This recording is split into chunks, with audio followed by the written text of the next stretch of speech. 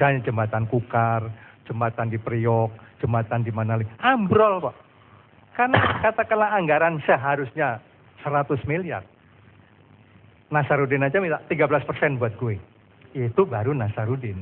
Yang lain 2,5% buat gue. Itu katanya gubernur. Ada lagi yang minta, aku minta 2%. Lalu berapa sisanya itu? Jadi kecil sehingga proses pembuatan bangunan itu ya tidak memenuhi syarat. Sebenarnya jembatan Kukar itu sudah diketahui sejak perencanaan. Tapi nggak berdaya, Pak. Nggak berdaya. Begitu kita koreksi, you harus keluar. Gitu. Macam-macam cara. Jadi parah banget kesimpulannya sekarang. Parah banget. Nah oleh karena itu sebaiknya kalau kita mau memperbaiki, mulai dari rekrutmen. Rekrutmen anggota DPR. Kalau dulu masih berbobot, zaman Bung Karno miskin-miskin, menteri pun miskin, nggak punya rumah, nggak punya apa. Tapi kemudian mulailah ada. Saya minta maaf nih.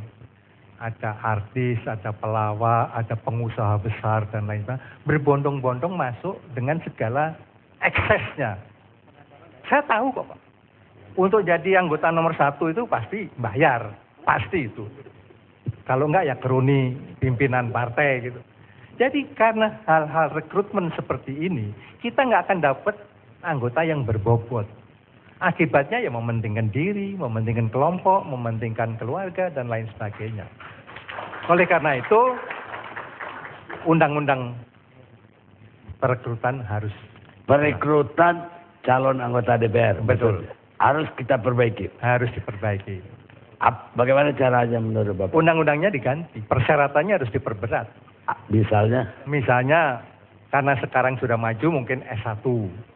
Tapi S1 ini juga jangan main-main. Soal integritas gak ada hubungan. Oh, integritas harus. Itu nomor 1 mungkin. Ya nyatanya semakin parah. Nah, sekarang ini kan tidak masuk dalam kriteria. Integritas tidak masuk dalam kriteria.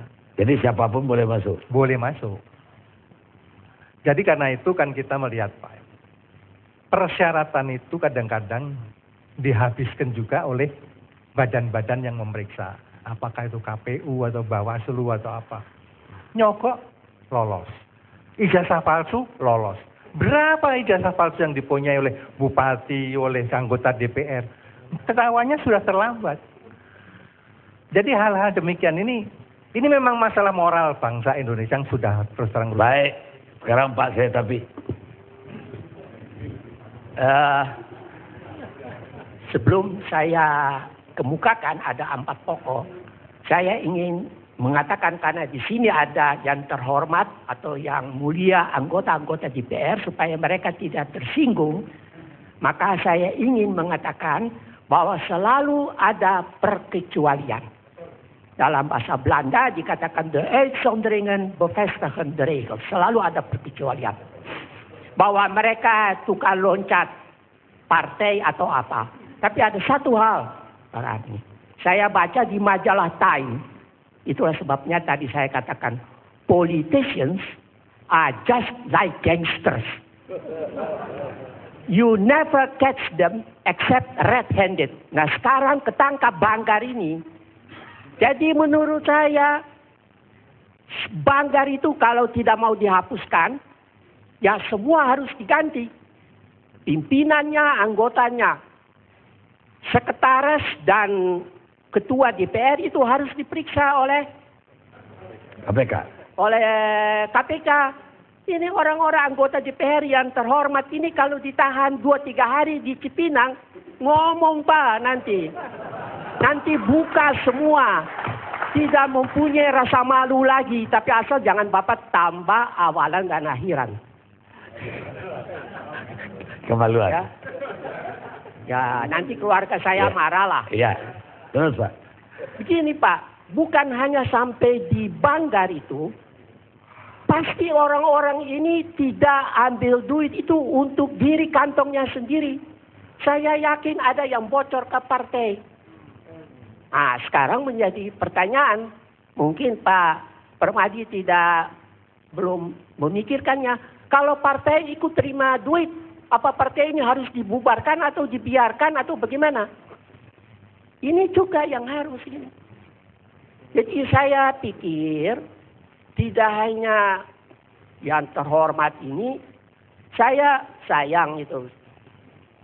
Saya tidak kenal semua orang dari KPK itu, tapi saya bisa meyakinkan. Yang tadi bicara itu kan semua dari segi hukum. Coba bicara dari segi kriminologi dan victimologi, bajingan semua ini.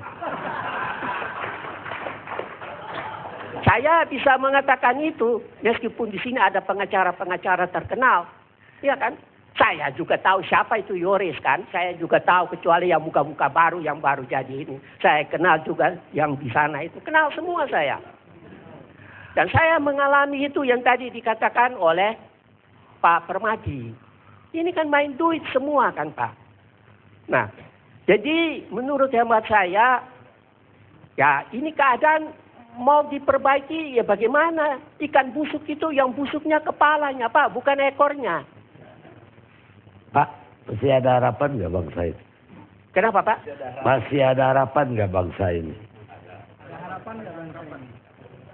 Begini Pak, saya tidak begitu sepakat dengan Pak Permadi kalau bilang revolusi.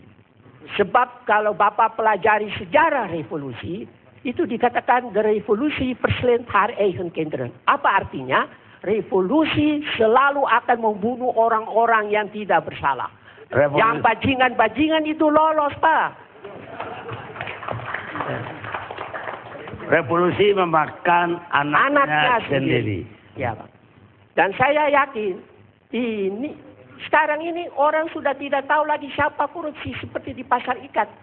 Semua cium bau amis. Kecuali orang yang tidak pergi ke pasar ikan.